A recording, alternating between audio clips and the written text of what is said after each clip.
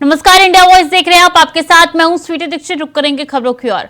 बता दें, प्रदेश के मुख्यमंत्री योगी आदित्यनाथ ने मंगलवार को 2 दिवसीय दौरे पर आए हुए हैं। उन्होंने मदन मोहन मालवीय प्रौद्योगिकी विश्वविद्यालय में नए प्रशासनिक भवन का लोकार्पण किया। इस दौरान उन्होंने कार्यक्रम को संबोधित करते हुए कहा कि आज का समय टेक्नोलॉजी का समय है। टेक्नोलॉजी से डिजिटल इंडिया बढ़ रहा है। यूपी का युवा योजनाओं से जुड़ा रहा। सरकार की योजनाएं धरती पर उतर रही है। ईज ऑफ डूइंग की रैंकिंग में सुधार किया।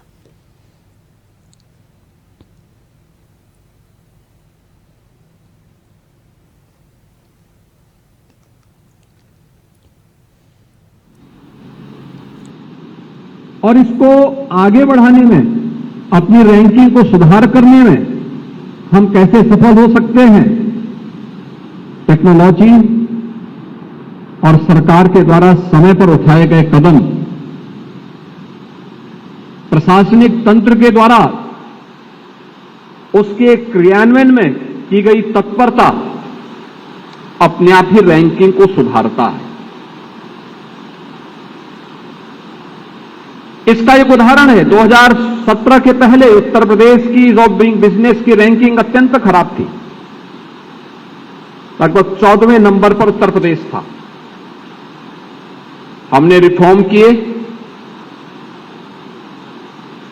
सिंगल विंडो पोर्टल बना करके निवेश मित्र के माध्यम से टेक्नोलॉजी को अपनाया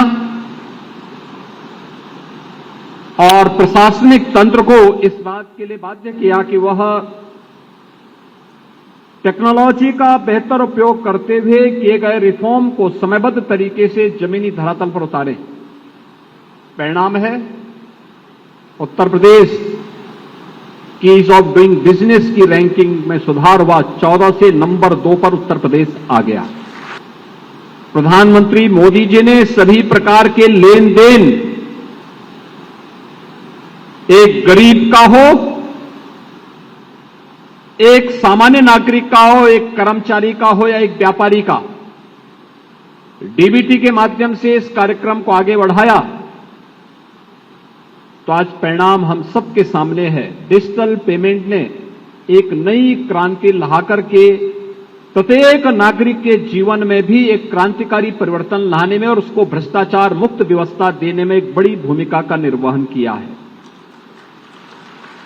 टेक्नोलॉजी, डिजिटल इंडिया के प्रधानमंत्री जी के इस विजन को आगे बढ़ाने की दृष्टि से हो या फिर अपने युवा शक्ति को दुनिया के अंदर, संजोग से भारत सबसे युवा देश है, यानी दुनिया के अंदर किसी एक देश में सबसे अधिक युवा निवास करते हैं, तो वह सौभाग्य से भारत है। हमें निरपेक्ष भाव से नहीं, निरपेक्षता केवल भ्रष्टाचार के प्रति होनी चाहिए, अव्यवस्था के प्रति होनी चाहिए, किसी भी अराजकता के खिलाफ होनी चाहिए। हमें सरकार की योजनाओं के सापेक्ष, समाज सापेक्ष एक सकारात्मक रुख के साथ आगे बढ़ने के लिए अपने आप को तैयार करना होगा और उसके परिणाम आने में फिर कोई देर नहीं लगेगी। आज मुझे प्रसन्नता है, राज्य सरकार ने जैसे तय किया, जब 2017 में मुझे उत्तर प्रदेश की बागडोर सौंपी गई, तब उत्तर प्रदेश के अंदर केवल 2 साइबर थाने थे, एक लखनऊ में और एक गौतम बुद्ध नगर में। आज हम लोगों ने उत्तर प्रदेश के अंदर हर जनपद में एक साइबर थाने की स्थापना करवा दी है। प्रधानमंत्री नरेंद्र मोदी ने मंगलवार को वीडियो कॉन्फ्रेंसिंग के जरिए 51,000 युवाओं को नियुक्ति पत्र बांटे। इस दौरान उन्होंने कहा कि नया भारत कमाल कर रहा है, देश की बेटियां हर तरफ अपना परचम लहरा रही है। उन्होंने आगे कहा कि आज के इस रोजगार मेले में जिन अभ्यर्थियों को नियुक्ति पत्र मिले हैं, उन सभी को बहुत बहुत बधाई। आप सभी ने कड़े परिश्रम से सफलता हासिल की है। उन्होंने कहा कि इस सफलता का आपके जीवन में बहुत बड़ा महत्व है।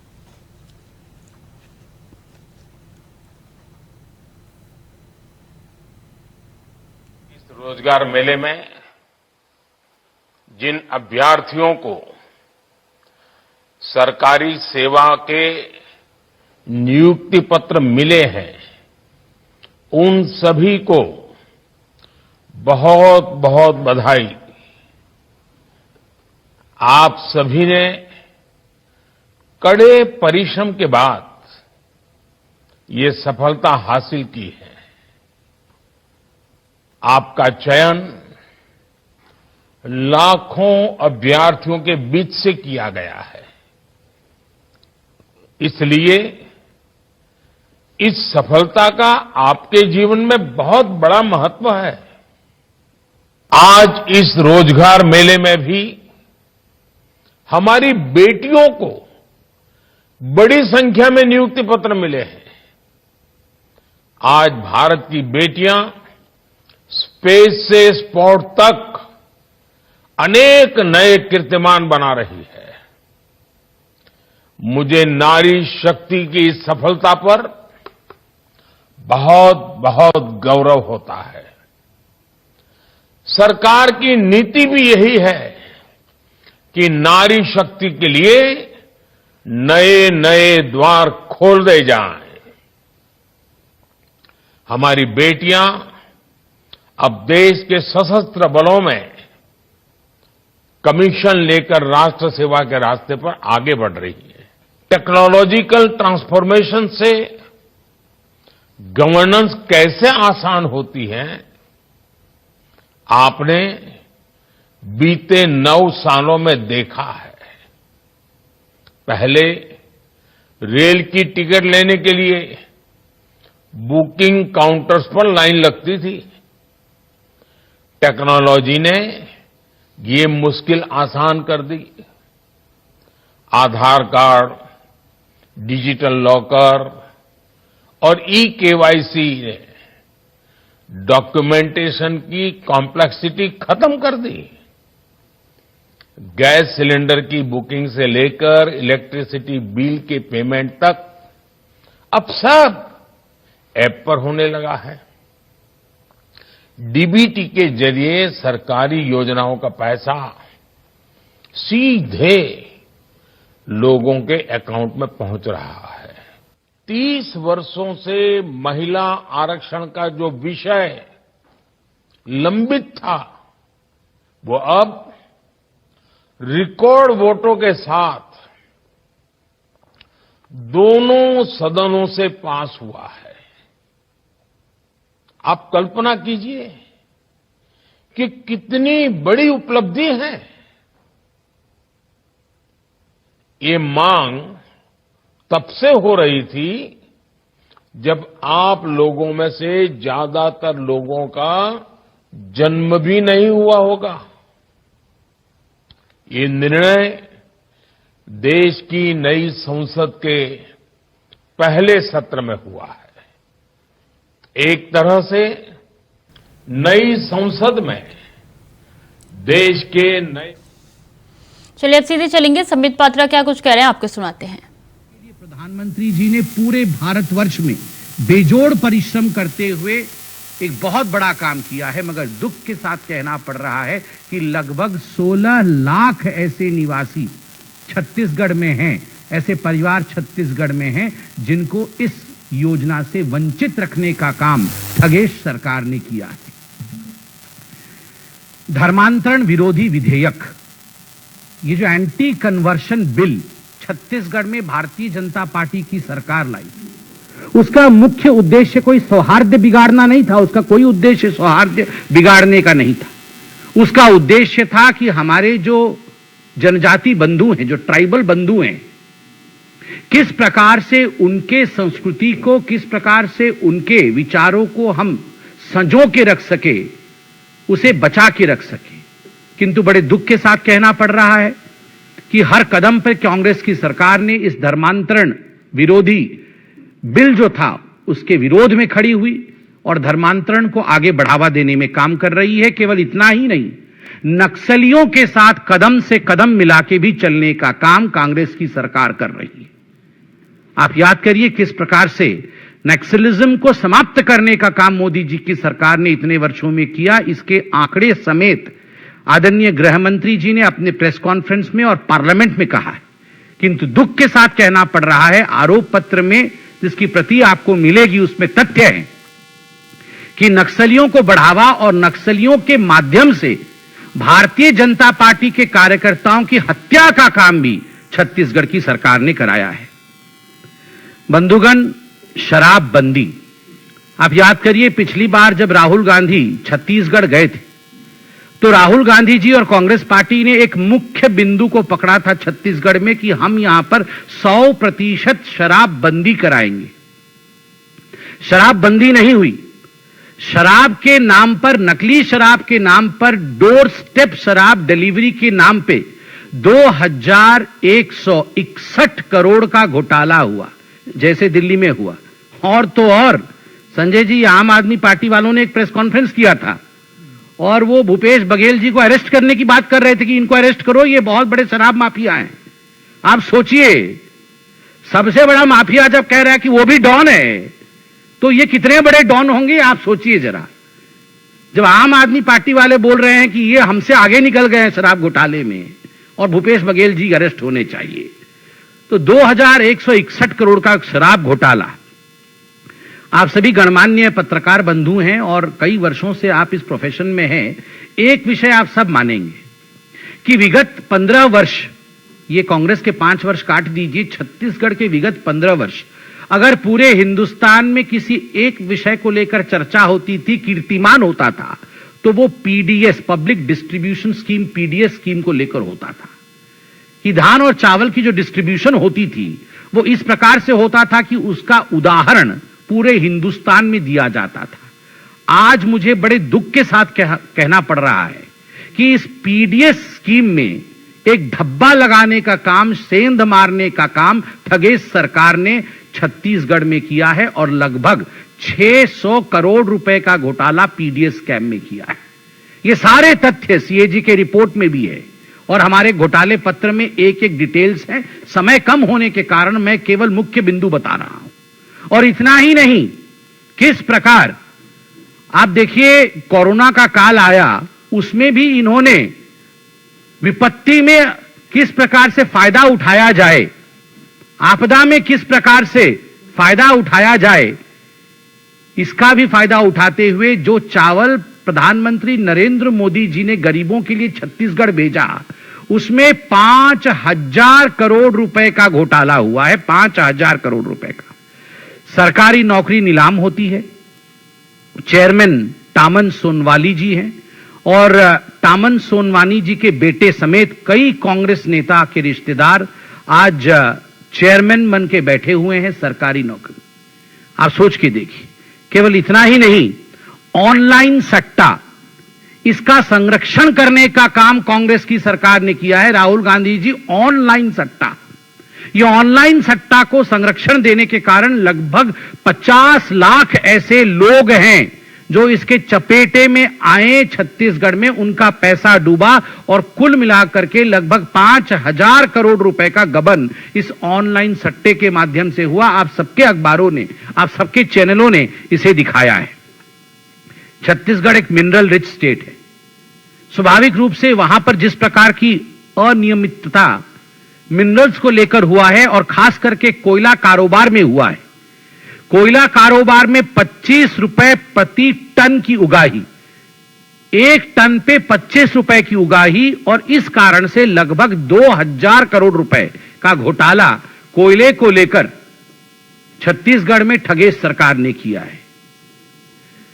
वन क्षेत्र बहुत बड़ा है छत्तीसगढ़ में। वन विभाग के 33 टेंडर में अनियमितता हुई है और इसके कारण जो हमने अखबार में पढ़ा है, सीएजी की रिपोर्ट में आई है, 4000 करोड़ रुपए का लूट हुआ है। मुझे तो बोलते हुए भी यहां हिसाब रखना पड़ रहा है। 5000, 5000, 4000, 6000, 5000, कितने कितने हजारों करोड़ों लूट जा रहे हैं। और जो गुड़ और चना वितरण का घोटाला हुआ है, उसके विषय में भी आप जानते हैं। सबसे बड़ी बात है, मैंने खनन के विषय में कहा, जो प्रदेशाध्यक्ष हैं कांग्रेस पार्टी के, जिनका नाम मोहन मरकाम है, खुद मोहन मरकाम ने माना है और ये आज विदित है वहां पर छत्तीसगढ़ में, बच्चा बच्चा जानता है कि डिस्ट्रिक्ट मिनरल फंड में उन्होंने घोटाला करके किस प्रकार 7 करोड़ रुपए कमाए हैं, इस विषय में छत्तीसगढ़ के हर अखबार में सुर्खियां थी। मोहन मरकाम जो अध्यक्ष हैं कांग्रेस के। शिक्षक एक बहुत महत्वपूर्ण पद होता है। शिक्षकों के लिए कई विषय इन 360 वादों में राहुल गांधी ने छत्तीसगढ़ में किया था। राहुल गांधी जी, मैं आज पूछना चाहता हूं आपसे कि शिक्षकों की भर्ती और खास करके शिक्षकों के ट्रांसफर को लेकर किस प्रकार का गबन का काम छत्तीसगढ़ में चल रहा है, जिसमें लगभग 20,000 शिक्षकों से करोड़ों रुपए वसूल किए गए हैं कि आपको ट्रांसफर कराया जाएगा, आपकी भर्ती कराई जाएगी। केवल इतनी ही नहीं, निजी कंपनी के फायदों के लिए शिक्षकों से जबरन एक किलोल पत्रिका है, उस पत्रिका के लिए आजीवन सदस्य उनको बनाया गया है। पूरे प्रदेश के शिक्षकों को किलोल पत्रिका का आजीवन सदस्य बना करके करोड़ों रुपए उनसे ऐंठा गया है। आप सोच के देखिए, यह वॉलंटरी नहीं था, कंपलसरीली था। आंगनवाड़ी एक बहुत महत्वपूर्ण परियोजना होती है, एक बहुत महत्वपूर्ण स्तंभ होता है जिसपे समाज परिलक्षित होती है। आंगनवाड़ी में कार्यरत हमारी बहनों में उनके साथ भी छलावा। 1,000 रुपए भेजा गया कि संबित पात्रा को सुन रहे थे आप। उनकी तरफ से छत्तीसगढ़ की सरकार पर कई इल्जाम लगाए गए। उन्होंने कहा है कि यहाँ पे 20 साल लगभग हो चुके हैं और कांग्रेस के 5 साल को छोड़कर पिछले 15 साल में विकास हुआ है, जो कि छत्तीसगढ़ की इस वक्त की सरकार ने नष्ट कर दिया है। खबरों में आगे बढ़ते हैं। दिल्ली के कालकाजी मार्केट से बड़ी खबर सामने आ रही है। कालकाजी थाना क्षेत्र में एक ज्वेलरी के शोरूम से चोरों ने करोड़ों रुपए के गहने उड़ा लिए। वारदात मंगलवार देर रात की है। हालांकि शोरूम के मैनेजर ने यह नहीं बताया कि कुल कितनी कीमत के गहने चोरी हुए हैं, लेकिन आसपास के दुकानदारों ने बताया कि ये काफी बड़ा शोरूम है, इसलिए बड़ी मात्रा में गहने चोरी होने की आशंका है। कालकाजी थाना पुलिस ने मामला दर्ज कर शोरूम के अंदर वो बाहर लगे सीसीटीवी कैमरों की फुटेज जब्त कर ली है। पुलिस इस फुटेज की जांच कर रही है।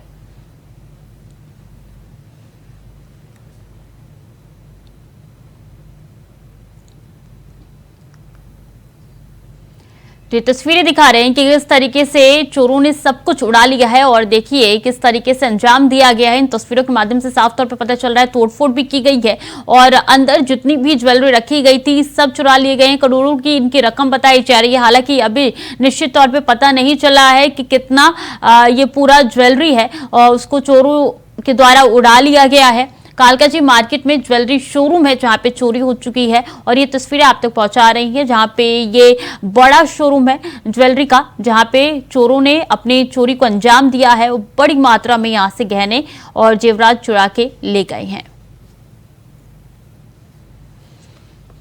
अजीत कुमार दिल्ली से सीधे जुड़ चुके हैं। अजीत, कब हुई ये घटना, कितने देर का वक्त लगा और क्या कुछ जानकारी? बिल्कुल सही बताना चाहूंगा। ये पूरा का पूरा जो मामला है सोमवार देर रात का मामला बताया जा रहा है, जब दिल्ली के ये उमराव ज्वेलर्स जो है दुकान शॉप है, जो भोगल इलाका लगता है, साउथ ईस्ट दिल्ली का ये इलाका है। और जो मिली जानकारी के अनुसार ज्वेलरी जो संचालक है वो दुकान बढ़ा करके निकल चुके थे। उसके बाद चोरों ने ये वारदात को अंजाम दिया है। तकरीबन 25 करोड़ रुपए की जो पूरी जो चोरी है वो आकी जा रही है। निजामुद्दीन थाना ये लगता है। फिलहाल पुलिस ने जो शोरूम का जो सीसीटीवी है वो कब्जे में ले लिया है और लगातार जांच में जुटी हुई है। लेकिन जिस तरीके से ये पूरा मामला सामने आया है, कहीं ना कहीं एक बात साफ नजर आ रही है कि दिल्ली में जो बदमाश है कहीं ना कहीं बेखौफ बदमाश होते जा रहे हैं, बेलगाम होते जा रहे हैं, जिनको ना तो कानून का कोई डर है और ना ही पुलिस का कोई खौफ बचा है। और ये बताया जा रहा है कि जिस तरीके से पूरा जो वारदात को अंजाम दिया गया है, सबसे बड़ी बात इसमें यह है कि जो सिक्योरिटी गार्ड होते हैं वो वहां पर तैनात है, उसके बावजूद किस तरीके से चोर अंदर घुसे। ये जो तस्वीरें भेजी गई है, ये जो तस्वीरें निकल के सामने, इसमें एक बड़ा सा होल दिख रहा है, क्या इसी के जरिए पूरे चोरी की वारदात को अंजाम दिया गया है? अजीत, बिल्कुल सिटी बताना चाहूंगा तो शुरुआती तौर पर जो अंदाजा जताया जा रहा है कि जो छत और दीवार है उसमें छेद करके जो चोर है वो अंदर घुसे हैं और बड़े ही आसानी से पूरा का पूरा जो सोने और चांदी के जो कीमती सामान थे उसको उठाया है और उसके बाद यहाँ से ये सामान लेकर के रफू चक्कर हो गए हैं।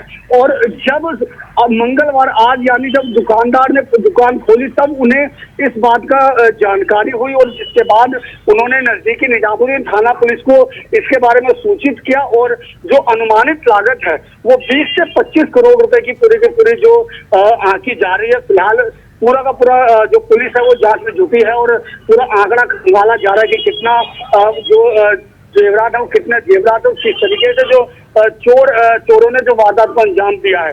फिलहाल पुलिस का दावा है कि जल्द से जल्द जो पुलिस जो आरोपियों को धर दबोच लेगी। लेकिन ये जिस तरीके से यहाँ पे होल किया गया है और रातों रात इसको अंजाम दिया गया है, देखकर ये लग रहा है अजीत कि ये एक दिन की प्लानिंग प्लॉटिंग नहीं है, कई दिनों से पहले से इसकी प्लानिंग की जा रही थी, इसका मतलब। हाँ बिल्कुल, जिस तरीके से पूरा का पूरा जो वारदात को अंजाम दिया गया है कहा जा सकता है कि काफी दिनों से इसकी रेकी की जा रही थी, उसके बाद इसको इस वारदात को अंजाम दिया गया है। और कहीं ना कहीं ये भी कहा जा सकता है कि जो चोर हैं जिन लोगों ने इस वारदात को अंजाम दिया है उनको इस दुकान के बारे में, ज्वेलरी शॉप के बारे में अच्छी तरीके से उन्होंने जानकारी जुटाई थी। उन्हें पता था कि अगर वो यहाँ पर इस वारदात को अंजाम देते हैं, चोरी करते हैं, तो वो एक मोटी रकम को यहाँ से ले सकते हैं। बड़ी संख्या में क्योंकि यहाँ पे जेवरात रखे रहते हैं, सोने चांदी के जेवरात होते हैं, तो उन्हें कहीं ना कहीं इस बात का पहले ही उन्होंने अंदाजा लगा बिल्कुल दिया था। तस्वीरों के माध्यम से साफ तौर पे पता चल रहा है कि पहले रैकी की गई थी, उसके बाद से पूरी चोरी की घटना को अंजाम दिया गया था। अब देखना होगा पुलिस कब तक उनको पकड़ती है। बहुत बहुत शुक्रिया अजीत आपका तमाम जानकारियों के लिए। खबर में आगे बढ़ेंगे, अहम जानकारी आ रही है चुनाव के मद्देनजर मध्य प्रदेश चुनाव के लिए बीजेपी की तीसरी सूची जारी हो चुकी है। भारतीय जनता पार्टी ने तीसरी सूची जारी की है। अमरवाड़ा से बीजेपी ने मोनिका बट्टी को प्रत्याशी बनाया है।